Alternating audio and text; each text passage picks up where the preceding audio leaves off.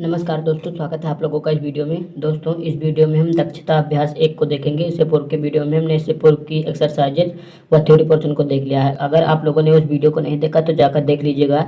इस वीडियो के डिस्क्रिप्शन में मैं उन वीडियोज़ का लिंक डाल दूंगा। तो चलिए फिलहाल शुरू करते हैं। इस वीडियो में हम दक्षता अभ्यास 1, तो इसमें आप देख सकते हैं पहले क्वेश्चन में आपको क्या कहा गया है। पहले क्वेश्चन में आपको कहा गया है, इस प्रश्न के प्रत्येक खंड में उत्तर के 4 विकल्प दिए गए हैं, इनमें से केवल एक सही है। सही उत्तर छांटकर अपनी अभ्यास पुस्तिका में लिखिए। पहला दिया गया है, किसी परिमेय संख्या के समतुल्य परिमेय संख्याएं होती है। तो हमने आपको थ्योरी पोर्शन में बताया था कि किसी भी परिमेय संख्या की समतुल्य जो परिमेय संख्याएं होती हैं वो अनंत परिमेय संख्याएं होती हैं। तो यहाँ पर आप पेंसिल की सहायता से यहाँ पर सही का चिन्ह लगा दीजिएगा, ठीक है। तो ये वाला सही हो जाएगा। ये खा वाले पोर्शन पर चलते हैं। तो अब देखिए खा वाले पोर्शन में क्या कहा गया है, परिमेय संख्या -16/80 का सरलतम रूप है। तो इसका सरलतम रूप क्या होगा, देखिए पेंसिल की सहायता से मैं आपको किताब पर ही बता देता हूँ, आप अपनी अभ्यास पुस्तिका में कीजिएगा। तो 16 एकम 16 हो जाएगा, माइनस का 16 एकम 16 हो जाएगा और 16 पंचे 80। तो माइनस का 1/5 कहाँ दिया गया है आप लोगों को, वही फाइनली उत्तर होगा। तो यहाँ पर आप देख सकते हैं माइनस का 1/5 जो दिया गया है, यही इसका फाइनली उत्तर होगा। अब देखिए गा वाले पोर्शन में परिमेय संख्या 40/-25 का सरलतम रूप कितना होगा। तो हमने आपको लोगों को बताया था कि जब किसी संख्या का सरलतम रूप हम ज्ञात करते हैं तो उसका जो हर है वो ऋणात्मक नहीं होना चाहिए कभी, ठीक है। तो यहाँ पर इसका हर जो है आपको ऋणात्मक दिया गया है, तो ये ऋणात्मक नहीं होना चाहिए। पर बता देता हूँ, तो यहाँ पर देखिए पेज हमने ले लिया है, 40/-25 दिया गया है। तो इसका हर जो है इसको पहले धनात्मक बनाएंगे। तो -1 से गुणा कर देंगे अंश और हर में, तो हो जाएगा माइनस का 40 और बटे -25 हो जाएगा, तो प्लस का 25 आ जाएगा। तो माइनस का 40/25 आ जाएगा। अब आप लोग इसको छोटा करिएगा, मतलब इसका सरलतम रूप ज्ञात कीजिए। तो इसको हम 5 से काटेंगे तो आपको माइनस का 8 मिल जाएगा और ये 25 मिल जाएगा। तो माइनस का 8/5 जो आपका होगा ये इसका फाइनली उत्तर होगा। देखते हैं ये वाला दिया गया है आप लोगों को, दूसरा वाला माइनस का 8/5, तो ये हो जाएगा इसका उत्तर। अब देखिए घा वाले में आपको कहा गया है, दो असमान परिमेय संख्याओं के बीच परिमेय संख्याएं होती हैं।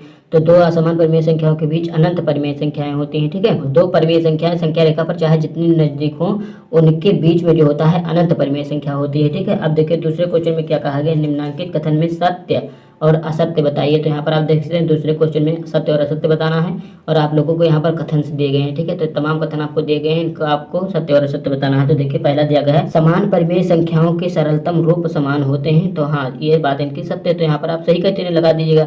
दूसरे में कहा गया -7/-11 धन परिमेय संख्या है। तो ये इनकी बात सही है, ये सत्य है, ठीक है। क्योंकि यहाँ पर माइनस से भाग देंगे तो ये कैंसिल हो जाएगा, तो 7/11 आपको धन परिमेय संख्या मिल जाएगी।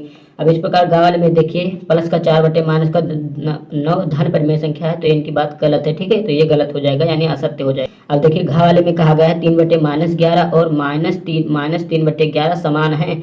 तो इस प्रकार अब देख सकते हैं यह संख्या समान होगी, तो इनकी बात जो होगी ये सत्य होगी। कैसे सत्य होगी, तो देख लीजिएगा यहाँ पर हर इसका ऋणात्मक है, तो इसके अंश बटे -11 दिया गया है। तो इसके अंश और हर में -1 से गुणा कर दीजिए आप लोग, ठीक है। -1 से गुणा करिए तो करेंगे तो आपको माइनस का 3 बटे माइनस प्लस हो जाएगा 11, 3/11 और 3/11 आप देख सकते हैं दोनों समान है। अब देखिए तो इसलिए क्या हो जाएगा, ये सत्य हो जाएगा। तो इसके सम्मुख सत्य लिख दीजिएगा आप लोग, यहाँ सही का चिन्ह लगा दीजिएगा, ठीक है। अब देखिए चा वाले में 1/2, 2/4, 3/6 एक ही परिमेय संख्या के विभिन्न रूप हैं। तो देखिए इसको सरलतम रूप किसका ज्ञात कर लीजिए, 2 एकम 2, 2 दूनी 4, 3 एकम 3, 3 दूनी 6। तो इस प्रकार आप देख सकते हैं 1/2, 1/2, 1/2 ही मिले, तो इनका ये ही विभिन्न रूप है, मतलब ये परिमेय संख्या एक ही परिमेय संख्या का विभिन्न रूप है, तो ये सही हो जाएगा। अब देखेंगे छा वाले में माइनस का 1/3, माइनस का 2/6, माइनस का 3/9 विभिन्न परिमेय संख्या है। तो यहाँ पर देखिए माइनस माइनस कैंसिल, सब में माइनस से माइनस में भाग देंगे तो ये कैंसिल हो जाएगा, ठीक है। तो 1/3 आया है, तो 2 एकम 2, 2 3 6, यहाँ पर 1/3 फिर आ गया, 3 एकम 3 और 3 त्रिका 1/3 यहाँ पर भी आ गया। तो ये एक ही परिमेय संख्या के विभिन्न रूप है, लेकिन हमें कहा गया विभिन्न परिमेय संख्याएं हैं, तो ये इनका बात गलत होगा। तो यहाँ पर क्या लिख देंगे हम, असत्य यानी गलत काट देंगे। देखिए जा वाले में -4/5 और 4/5 समान परिमेय संख्याएं हैं। तो हाँ, ये बात इनकी सही है, ठीक है।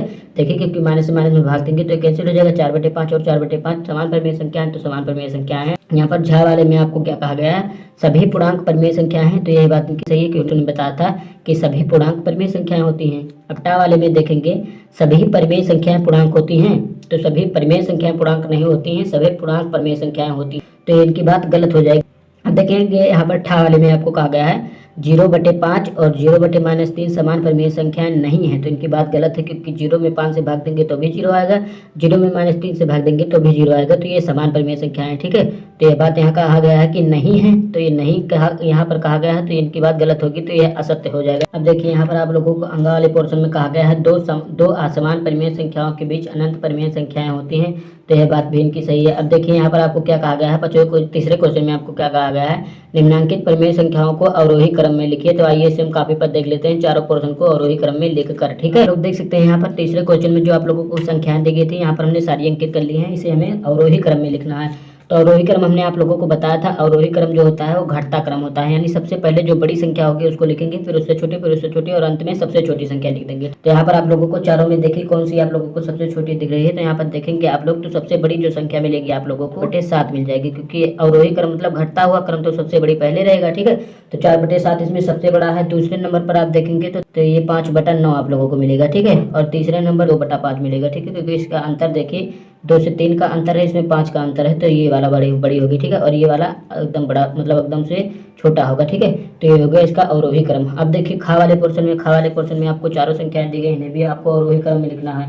तो सबसे पहला हो जाएगा 1/-3 हो जाएगा पहला, -4/11 पहला वाला ये हो जाएगा। और तीसरे नंबर पर आपका जो आएगा वो आ जाएगा -5/7 आ जाएगा। तीनों हो गए, और कौन सा बचा वही वाला आ जाएगा। तो -3/4 जो आपको मिला है ये वाला ऐसा का ऐसा रह जाएगा। ठीक है, अब देखिए गा वाले पोर्शन में भी हमें अवरोही क्रम में ही लिखना है। तो अवरोही क्रम इसका क्या हो जाएगा, इसका अवरोही क्रम हो जाएगा पहले 7/-18 पहली संख्या हो जाएगी, 5/-9 मिल जाएगी।